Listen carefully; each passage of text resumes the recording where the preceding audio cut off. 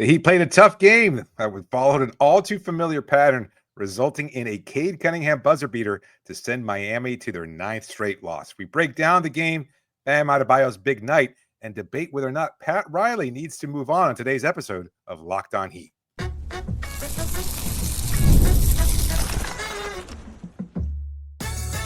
You are Locked On Heat, your daily Miami Heat podcast, part of the Locked On Podcast Network, your team every day. All right, welcome to Locked On Heat, your daily podcast on the Miami Heat, whether you're tuning in on YouTube or your favorite podcast app. Thanks for making Locked On Heat your first listen every day. I'm Wes Goldberg here with David Ramil. Both of us are credentialed Heat media members who cover this team every day. And today's episode is brought to you by Game Time. Download the Game Time app, create an account, use the code LOCKEDONNBA for $20 off your first purchase. Got a great show for you today. We're going to talk about tanking. We're also going to talk about Pat Riley's future as the head of the Miami Heat organization. But before we jump in, we want to announce, that's right, our next Locked On Heat watch party with our friends at the Taurus in Coconut Grove. We're doing it March 29th. It's the Heat's away game in Philadelphia. We know it's been a long season, but come hang out with us. Have some good food. Maybe more drinks than you might normally have.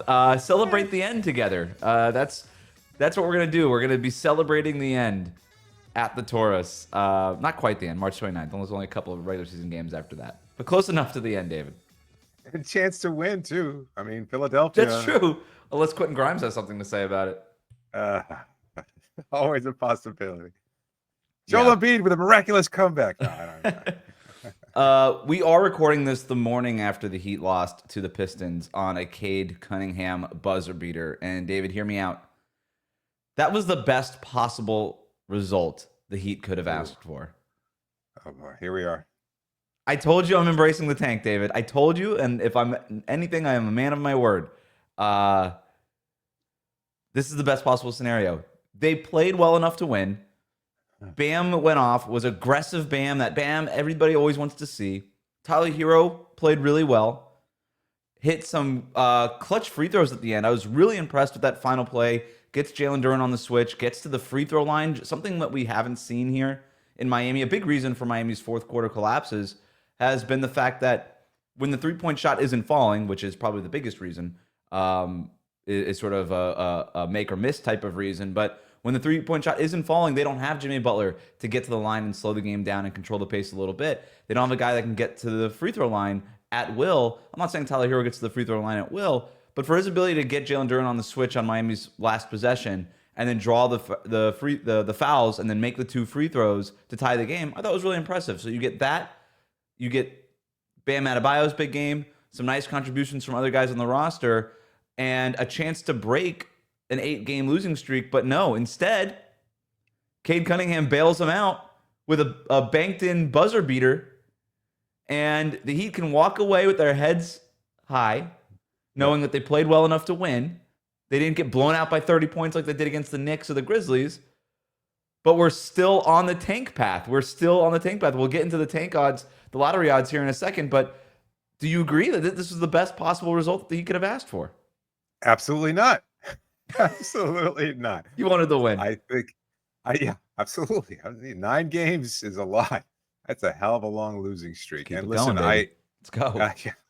I understand the leaning into the tank situation, and they're going to continue to lose games by virtue of just, they have a tough schedule ahead of them. But I thought, to me, what stood out was that it was just the all too familiar pattern of blowing a fourth quarter lead. Like, this was a game that they should have won. And it's just the same thing over and over where the offense bogs down. Bam sits for a few minutes. The defense collapses completely, allows opponents to climb back in. Who is your go-to player in offense? Like, you say that ability to draw free throws was a nice sign from Tyler Hero. And while I'm not necessarily completely disputing that, I think that play in particular was more indicative of Jalen Duren just being kind of young and making a pretty silly mistake. Like, he jumped when he should not have jumped. And that was Tyler Hero. I know you're blocking or trying to block a shot and almost a last-minute attempt there, but at the same time, he got him with the pump fake. It's not like Tyler Hero wasn't trying to. No, I get it. Duren shouldn't have left his feet. If Duren was just a little bit more polished as a defender, I don't think that's a foul. I think, in fact, Tyler gets that but shot they've said swatted that into the third they've row. said that about Dwayne Wade and Jimmy Butler. Like, the pump fake is coming. Don't leave your feet. I don't know. Like, a good pump fake is a good pump fake. Did you just make the comparison of Tyler Yes. Hero and his pump fake to Dwayne Wade's pump Yes. fake? Like, that got everybody for 17 years or however long he played in the It league. was the greatest Like, pump fake of all time. It doesn't come close. Nobody else comes close. no. Yeah. I mean, that was one of one. Tyler has got a long way to go to get there. At the same time, it was a great overall game. Like, the fact that play wasn't necessarily a strong point doesn't take away from everything else that he did well. Like, there were some big shots there. He struggled with a shot, but I actually liked his game more, even though it wasn't necessarily the most prolific game he's had. I thought it was really good shot selection. It was aggressive from him. They were defending the heck out of him, trying to make things difficult along the perimeter. Those shots weren't available, and he was able to get to his comfort spots in the mid-range. I had no problem with what he was doing yesterday, but I'm not going to go so far as to say that last shot attempt was a sign from him or anything like that. Having It said was just all a good that, play. I'm not sitting here being like he's now Jimmy Butler in the fourth quarter. I'm just saying, like, it was a nice play. It's You fine. give credit where it's due, But again, it was just so too little, too late. Like, they've got to find a way to win. Like, it doesn't really matter. They're not tanking so completely that they're going to eclipse Toronto. That team truly is tanking. They are bad enough, and there's a sizable enough gap between the two teams. All right, let me ask you this: if Cade, if that banked in buzzer beater doesn't go in, are you saying all the same things right now? That the fact that they blew a 6-7 point fourth quarter lead against a team that's clearly superior to them? Well, I don't know about clearly superior, I guess. That's Yes, a lot more sure. likely. Yeah. All right. Yeah. I would be much more content about what happened. I'd be like, well, you know what? It was a close one, a white knuckler, as they say, but they finally pulled a way out to win. I guess it depends on what would have happened, because, I mean, they were tied, so they would have had to go to overtime, if anything. Yeah, so so you go to I overtime don't know and say you win the game. They go to overtime. Let's say they dominate and they find a way to beat the Pistons. I'd be much more content with what I saw. What if they won by 2 in overtime? It wasn't dominant. They scored 4 points. The Pistons scored 2 points in overtime, and that's how the game ended. Then they still would have at least done enough. But I feel like they did enough in this game to win, and yet they didn't ruin their lottery odds here. Like that, how do you? I fundamentally don't feel better or worse about the team because of Cade hitting this crazy shot at the end. No, I don't either. I think it was mostly a good game from the Heat. It just continues to be disappointing that they're finding new and exciting ways to lose every possible game. Well, Like, that's what I want. Give me the emotional part of this, David. That's like I can understand you being sick of the losing and wanting a win for morale purposes, and just not only for the locker room, but even just for you as a fan. Like I understand. That's what I want here. Is, to me, emotionally, I feel nothing anymore. I'm dead inside. There you go. but like, that's a satisfying 11-30, baby. 11-30. We're back. Well, 11-30 was, I was dead inside. That was more dead inside. Now at least I have the lottery to root for. Really quick, with that loss, David, I've been telling you the most important race right now that the Heat are involved in is for the 8th worst record in the NBA, because they are in a 4-team-ish tie here, essentially, or a 4-team race is probably the better way to put it. A 4-team race for lottery slots 8 through 11. And the difference between 9, 10, 11 and having the 8th best odds in the lottery is pretty dramatic. So right now, because they're in a tie with the Bulls at 8, the lottery odds are a little bit split. But as long as Miami finishes worse than Chicago, San Antonio, Portland, that's going to be a jump from 17% odds to land a top 4 pick to a 26% odds to land a top 4 pick, which is a pretty big jump. And then the jump to get to a number, miraculously, getting the number 1 overall pick is pretty big too. Not that anybody expects that, but in terms of the lottery positioning of all of this, there is no question that last night was a success, right? Because right now they're tied with Chicago with the 8th best odds in the lottery. Hate to break burst your bubble there, but they're going to win against Houston on Friday. That is a little bit of a bubble burst there. I thought they were going to beat Detroit. I legitimately, did too. I was sitting at the arena. I thought they were going to beat Detroit. Again, they were playing good enough to win. They played well enough to win, and yet they didn't. Really quick, do you think do you think Heat fans would rather be up by 2 or by 10 at any point in the game? Oh, because they took a 10-point lead early in the first quarter. They went up. The Heat went up 10. I feel like Heat fans would be more comfortable with a 2-point lead than they would a 10-point lead at this point. No, because a 2-point lead just means a larger deficit at the end, But a 10-point lead, at least you can keep it close and make it somewhat interesting. And you can't blow a double-digit lead if you never lead by double digits. That's right. This idea that they take their foot off the gas, you can't take your foot off the gas if you're up by 1 basket. I've got to rewatch that fourth quarter. Like I didn't have time this morning, but man, I just. I want to know what happened. Like, I don't know how you just. Cade Cunningham hit a crazy buzzer beater. That's what happened. He's the best. But I'm talking about the Miami side of the ball. Yeah, no doubt. Like, Cade had a great game. He was phenomenal. He's a young up and coming star. At the same time, like, what went wrong for Miami? Like, there was just things there that I in the moment, maybe I'm not watching it with the same. So there was a couple of plays. Hindsight. There was a couple of plays that did stand out that I took notes on. Let's hold that for a second. Plus, I want to talk about Kendrick Perkins, who thinks that the Heat need to shake things up in pretty much the biggest way in 30 years. And I actually think for once he has a point. It's coming up next. Today's episode is brought to you by Robinhood Gold. With Robinhood Gold, you can now enjoy the VIP treatment, receiving a 3% IRA match on retirement contributions. The privileges of the very privileged are no longer exclusive. With Robinhood Gold, your annual IRA contributions are boosted by 3%. Plus, you also get 4% APY on your cash in non-retirement accounts. That's over 8 times the national savings average. 8 times. The perks of the high net worth are now available for any net worth. The new gold standard is here with Robinhood Gold. To receive your 3% boost on annual IRA contributions, sign up at robinhood.com/gold. Investing involves risk. Rates subject to change. 3% match requires Robinhood Gold at $5 a month for 1 year from first match. Must keep funds in IRA for 5 years. Go to robinhood.com/boost. Over 8 times the national average savings account interest rate claim is based on data from the FDIC as of November 18, 2024. Robinhood Financial LLC, member SIPC. Gold membership is offered by Robinhood Gold LLC. Today's episode is also brought to you by Game Time. There's nothing like watching basketball live. The energy of the crowd, the sound of the sneakers on the hardwood, maybe even a celebrity sighting courtside, not a Madison Square Garden. Watch out and keep your shoes out of the puddle. If you want to catch a game in person, Game Time makes getting tickets easier than ever. Game Time's new feature, Game Time Picks, filters out the fluff and shows you only the best deals on great seats, so you don't have to waste time scrolling through thousands of tickets. You want your tickets, you want them now.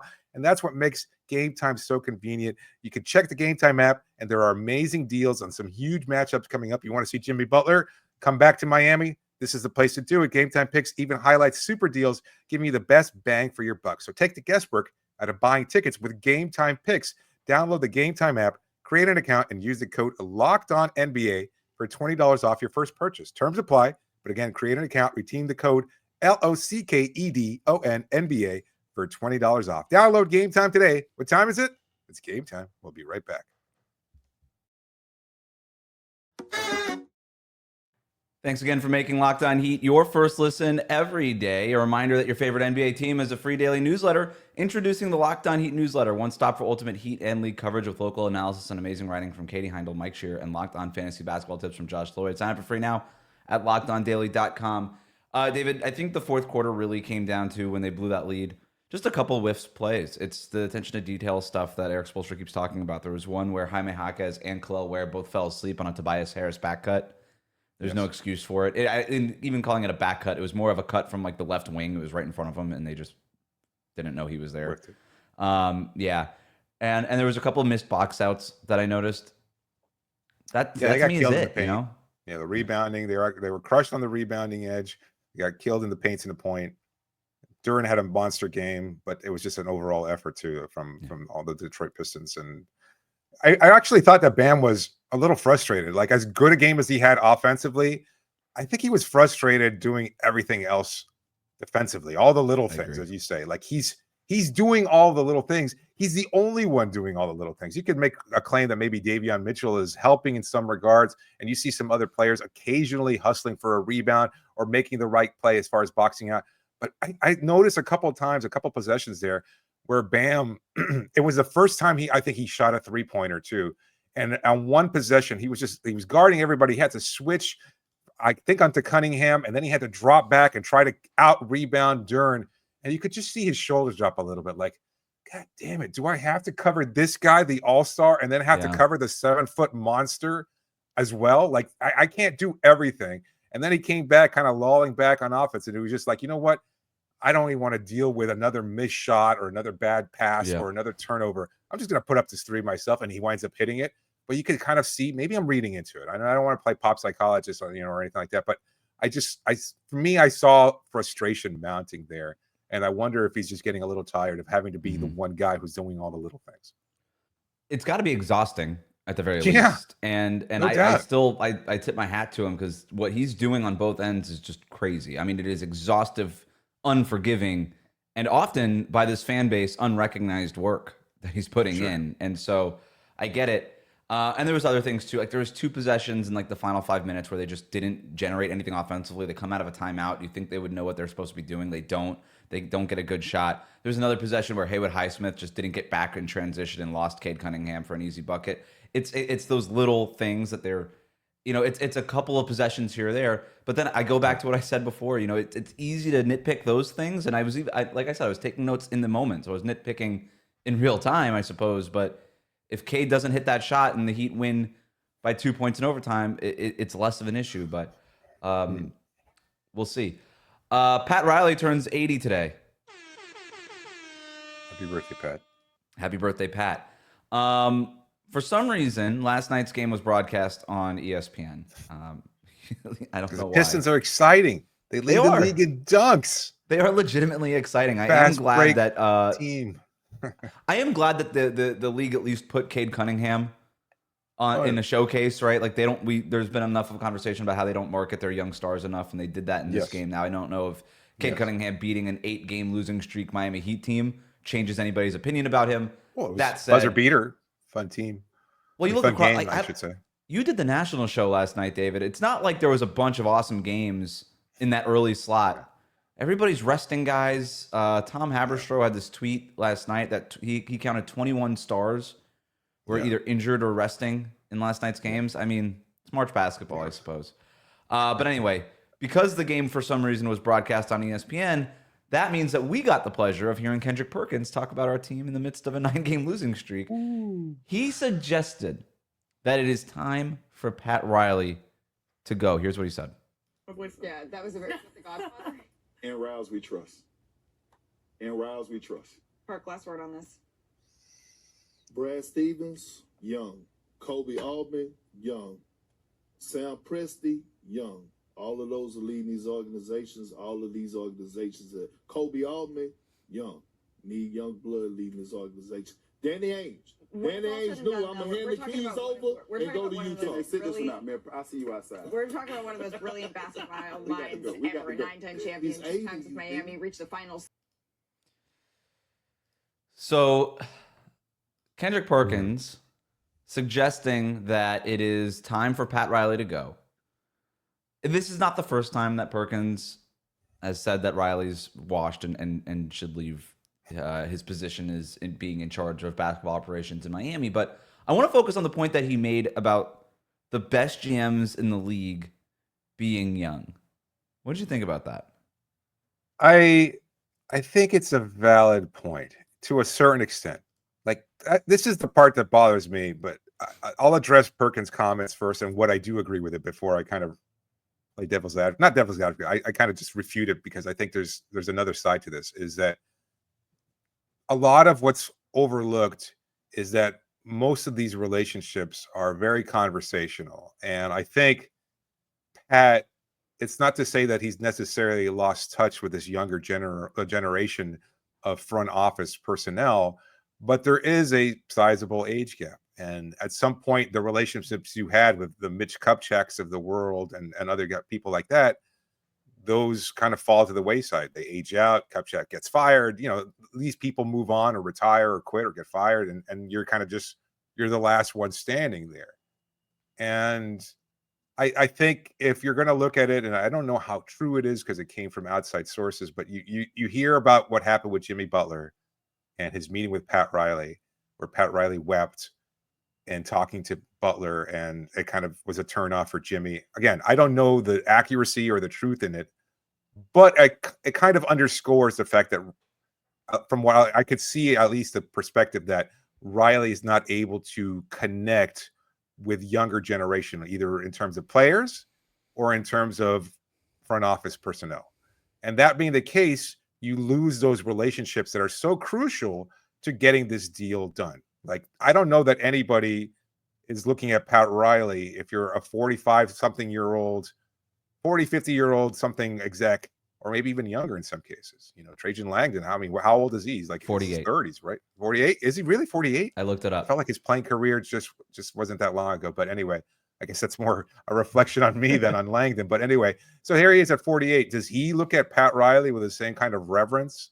I say Kupchak, who actually played for Riley when he was with the Los Angeles Lakers. I don't know if that's necessarily the case. So I feel like these relationships have to be cultivated and they have to be maintained. And being of a similar age bracket certainly helps. Yeah. Like I'm not connecting with 90-year-olds in the same way that I'm not connecting with teens. I don't know what the hell to say. Pat Riley is I heard my 30 son years say older. skibbity the other day, and I was like, no, you're never saying that word again. I'm sorry. We're not getting to that point. You're 6. I don't know where the hell you heard it from, but forget it right now. Skibbity? Yeah, skibbity. I don't even know. You don't know this word?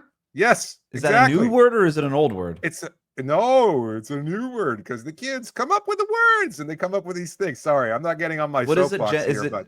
Is your son Gen Alpha or Gen? He's 6. Beta? He's Gen nothing. He's 6. He doesn't count. He doesn't have a generation. Yeah, he doesn't have a generation. Yeah, what is he? Skibbity. I don't know where you heard that. Again, some 10-year-old in his school said it, and next thing you know, it's filtered down to the 6-year-olds where he's saying skibbity. And he said it because it sounds funny. It's like. That's all. He doesn't even know what it means either. So it's like, no, we're not doing that. Yeah, exactly. Well, yeah. But is that a good thing? You're too old, Wes. Sorry. Is it bad to skibbity? Should we all be skibbitying? I don't know. I think skibbity. I think there's a positive connotation to it, but it also has a negative connotation from what I've seen. So I don't. So it's like fat when I was a middle. It's a little bit. We don't have to have this conversation anymore. But to the point, fat with a PH. But to your point. Riley's not going out in Summer League to the same places that Trajan Langdon and Sam Presti and Kobe Altman are going out at Summer League when he's in Vegas, right? Riley's they're not connecting in that way. He's 30 years older than these guys, more in some cases. And we're running up against the break. I want to continue this conversation. We're going to do it after this. The thing about Pat Riley, I do think Kendrick Perkins had a point. I'm sorry that I cut you off in the middle of your point. So we're going to continue this conversation after this. Today's episode is brought to you by Upwork. Scaling your business requires the right expertise at the right time. With Upwork, you can find specialized freelancers in marketing, development, design, and more. Experts ready to help you take your business to the next level. Upwork gives businesses flexibility by connecting them with top freelance talent across multiple industries, including IT, AI, web development, and marketing. Whether you need extra hands for a project or even a long-term partner, Upwork makes hiring simple and affordable. If you need help with a marketing campaign, Upwork can connect you with a freelance expert who delivers incredible results. Posting a job is free and simple, and within a day, with multiple qualified candidates to choose from. So visit Upwork.com right now and post your job for free. That's UPWORK.com, Upwork.com, to connect with top talent and grow your business today. We'll be right back. The NCAA tournament is here, and so is the Bracket Breakdown. Locked On Podcast Network and Amazon Fire TV channels are teaming up to deliver NCAA tournament coverage like never before. Watch studio shows featuring former players and Locked On's local experts as they guide you through every upset, buzzer beater, and bracket matchup. Stream it all for free on Amazon Fire TV channel. Search Bracket Breakdown to see it all for free. It's your team every day. Thanks again for making Locked On Heat your first listen every day. The best way to support the show, like and subscribe on YouTube. Follow us on your favorite podcast app. To the point that Pat Riley at 80 years old is just too old at this point. I think Kendrick Perkins does have a point there. If we're in the Moneyball era of basketball, which I think we are, right? Three-point shooting, analytics, even Daryl Morey talking about how they're going to be using AI to build as a resource to build teams. Yeah. We saw the Moneyball era in baseball, and we saw how it impacted baseball, and specifically the C-suite, the executive offices in Major League Baseball. You look at the best executives in that sport, they're quant guys, Yale grads, analytics guys, Theo Epstein, right? Like those are the guys having success in baseball, not Philip Seymour Hoffman and Moneyball spitting sunflower seeds into a plastic cup. And it feels like at times that Riley is more of that than he is of the right. And so in terms of the Heat culture part and everything that he means there, nothing to take away from there. But if we're in the Moneyball era of basketball, would it make sense to have somebody like Sam Presti, Trajan Langdon, Kobe Altman, all these guys who are not yet 50 years old, leading these teams to the point that Kendrick Perkins even made? Danny Ainge leaves Boston. Danny Ainge, who was revered in Boston, kind of gets pushed out a little bit there. Brad Stevens takes over, makes 2 huge trades, and next thing, and a couple of years later, the Celtics are in the finals and then winning the finals a couple of years after that. Yeah. It's an interesting thing to think about if you're the Heat, who, they were in the finals a couple of years ago, but they've also been in the play-in tournament 3 years in a row. Yeah. And you're seeing Trajan Langdon's Pistons last night clearly lap them in the Eastern Conference. And I don't think it's a blip. They are a better basketball team than Miami is right now. Cleveland soaring.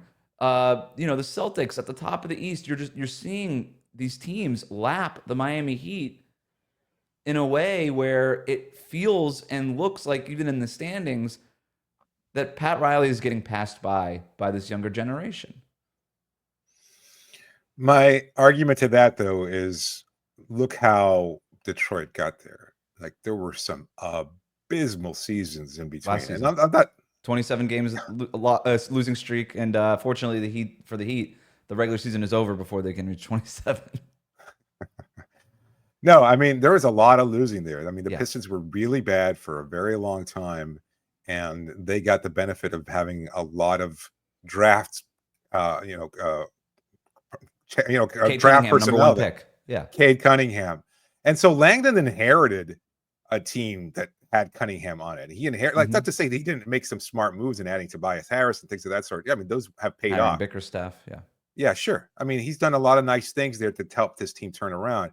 But it's also a matter of having a team kind of stink for a good long time. Now, look, I understand, like, if you're looking at Brad Stevens, that's a little different because he made a couple smart moves. I still think, and I agree with you, I think Riley is very much of that old mode of you thinking, you know what, you can kind of just play your way through this. And it's like, don't bother me with the numbers. I don't need to know the numbers. He just wants somebody who goes out there and dives to the floor and gets, some cuts and bruises and kind of shows maximum effort. Because that's just the way he was brought up. You're going to revert to what you were the standard for you. Yeah, this is the way he played. I do think Spo's role in the organization. Spo is an analytics guy. He talks the talk. But that's the thing. That's the thing. That's where I totally shoot down what Perkins says, is because neither he as a player or us as media members have the kind of details of how these relationships play out or how these conversations play out.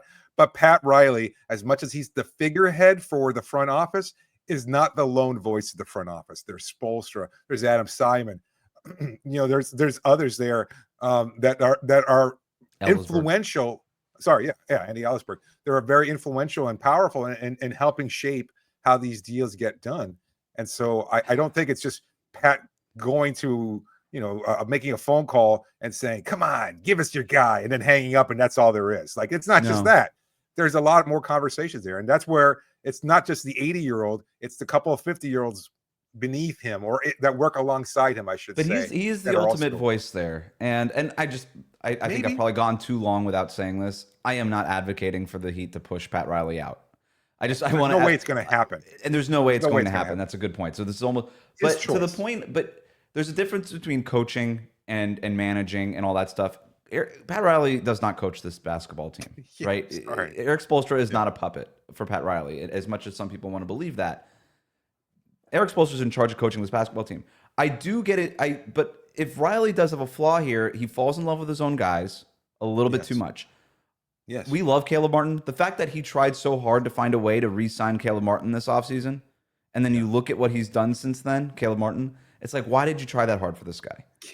He's a softie at heart. He is, like for all the tough and so I do and wonder, do we need that quantum leap Yale nerd who just looks at the Excel spreadsheets a little bit more than what they have right now to not get in such their feels about it? Because Pat Riley has been holding on, I think, to a dream of that 2023 playoff run. Yes. And I do think that Pat Riley probably thought, even last year and going into this year, that this team reflected more of what happened in the 2023 final playoff run than what they have been in the larger sample of the 3 past years of being in the play-in tournament. And I think you brought up a great point earlier too, is who is he relating to? Does he have, again, we'll use one of the kids' words, does he have that aura anymore? I wonder, does Joe Cronin do what he did 2 years ago in basically giving Pat Riley the cold shoulder if that was Mitch Kupchak 15 years ago? Probably not, right? No. And so you're seeing, I do wonder if the Heat, one way, shape, or form, and you bring up a great point, it's not just Pat Riley at the top of this thing. There's a lot of people at the top of this thing. But he is the ultimate voice. I do believe that. And he does make very important direction decisions on how this team operates and goes. But could they use a little bit more of a modern spin to whatever it is that they're doing? And they're very quiet. We don't know the inner workings of this stuff. I think they have a great scouting department. You look at what Adam Simon has done on the scouting department. He's only made good to very good picks in the draft over the last few years. I have no issue with what's happening on that end. Andy Ellsberg is at the very front of the line when it comes to guys who are mastering the salary cap every single year when they introduce all these new rules and loopholes and all these things. He's always at the front of the line in figuring out ways to take advantage of that. But then I look at this roster and I'm like, so what? I think you bring up a really great point in terms of the analysis of players and falling in love with your own guys and stuff like that. Like Pat, he is so hardwired to appreciate guys that came from nothing and worked their way up, and all the G League stuff, and guys like Max Strus and Gabe Vincent and Caleb, etc. That's what he's looking out for. And I think to a certain extent that does trickle down and permeate throughout the organization. Spo loves those guys. He loves a Haywood Highsmith, even though who doesn't love those guys? Everybody loves those guys, but you can't build your starting lineup with those guys. That's the difference. Yeah, you like the story, you like the idea of that, but you know what? You're not adding a superstar because you're unwilling, or at least you shouldn't. You shouldn't be not willing to add a superstar because you don't want to part with one of your G League players turns, reliable rotation player. And that's the problem, is that you've evaluated, or you can't pull off that move because you wind up giving money to those reliable role players that should just be viewed as reliable role players. Like this is not the era, or it's very rare of seeing a guy from, I don't even know. I'm trying to even think, even as we're having this conversation, what player that went through that route turned into a legit star? Like I don't doubt, and we loved Max Strus when he was here, and I think he's been solid for Cleveland. At some point, I think the fan base will turn on that contract and be like, that was an overpay. I don't know if they're not thinking that way already. No, and Gabe Vincent is hated in Los Angeles. To me, the value of those guys is to fill out your rotation. Find cheap talent who buys into your culture, your organizational mission statement, whatever we want to call it, for guy 8, guy 9, guy 10, guy 11. That stuff really does work. Right. They need stars. Right. Pat Riley, to our point, has been chasing stars but has failed. That's more of what I'm getting at is, would he make the move that the Knicks just make? Would he trade Dante DiVincenzo and Julius Randle for Karl-Anthony Towns right before training camp? No. Probably not, because he would love Dante DiVincenzo. Yes. Are you kidding me? Look at the brass balls on that kid. No way. That's it. It's over. That's like the conversation's Schenectady all over the place. Yeah, no way. That's it. And would he didn't do the thing that Brad Stevens did in trading 2 first-round picks for Derek White. He didn't see that. He didn't see, Cleveland was able to land Donovan Mitchell and keep Donovan Mitchell. He wasn't. That's where I'm at is, I think what Miami has built with their player development system is amazing and important. Could you imagine having that player development system when LeBron James was here? No. Yeah. right? Like The more that's Dexter what they were Pittman missing. experiment. But Yeah, they've exactly. never been able to marry the two things. And by the way, the player development system was developed in direct response to losing LeBron Sure. and Dwayne Wade aging out and Chris Bosh and everything like that. But I think they've handled all of that stuff the right way. Yeah. But they need the stars for all that stuff to click into place so that you're not asking Haywood Highsmith to be in your closing lineup. Right. Right. No, And it's you know what I mean by different. Haywood, like no direct shots at Haywood Highsmith, but you know what I'm trying to say here. That type of player Correct. that has over exceeded expectations. Right. And you're relying on those guys pretty much every Far too moment much. of the game in some way, Yeah. shape, or form, depending on what your rotation is. So, Yeah. look, you and I are not advocating for Pat Riley to be fired, but I do think that there's something to be said about youth and what that means, and the fact that you look at the front offices and the teams that are having success right now, they're all these GMs are under 50 years old, and The different generation. that's just an observation, I suppose, is maybe the TLDR way of talking about the last two segments. Thanks for making Locked On Heat your first listen every day. Like, comment, and subscribe on YouTube. Follow us on your favorite podcast app.